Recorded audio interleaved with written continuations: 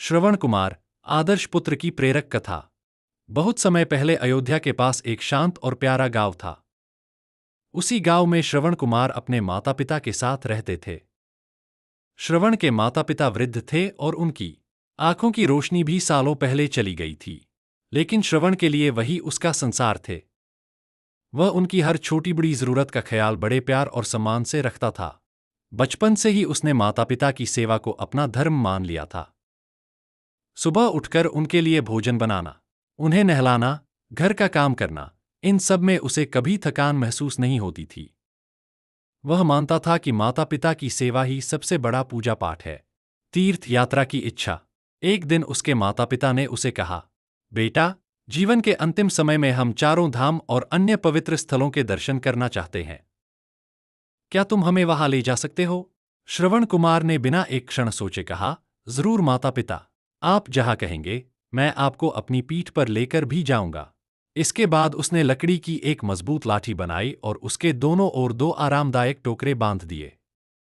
माता पिता को उन टोकरों में सुरक्षित बैठाकर वह अपने लंबे और कठिन तीर्थ यात्रा पर निकल पड़ा। कठिन यात्रा पर अटूट प्रेम। यात्रा आसान नहीं थी। कभी तेज धूप, कभी ठंडी हवाएं, कभी पहाड़ी रास्ते और कभी घने जंगल। फिर भी श्रवण कुमार मुस्कुराते हुए चलता रहता। रास्ते में थकान महसूस होने पर भी वह आराम नहीं करता, बल्कि पहले अपने माता पिता को पानी देता, फिर भोजन करवाता। उनकी खुशी ही उसका भोजन, उनकी दुआ ही उसकी ताकत थी। जहां भी रुकता, माता पिता के पैर धोता, उन्हें सुहानी हवा के पास बैठाता और कहता, आप बस आशीर्वाद देते रहें, यही मेरी सबसे बड़ी कमाई है। दुर्भाग्यपूर्ण घटना। एक दिन वे सरयू नदी के किनारे पहुंचे। माता पिता को प्यास लगी थी, इसलिए श्रवण पानी भरने गया। उसी समय राजा दशरथ जंगल में शिकार खेलने आए थे। उन्हें पत्तों में हिलती आवाज सुनाई दी और बिना देखे उन्होंने तीर चला दिया। तीर सीधे श्रवण के सीने में लगा। घायल श्रवण राजा के पास पहुंचे और धीमी आवाज में कहा, राजन, मेरा अपराध नहीं है। कृपया मेरे माता पिता को पानी पहुंचा दीजिए।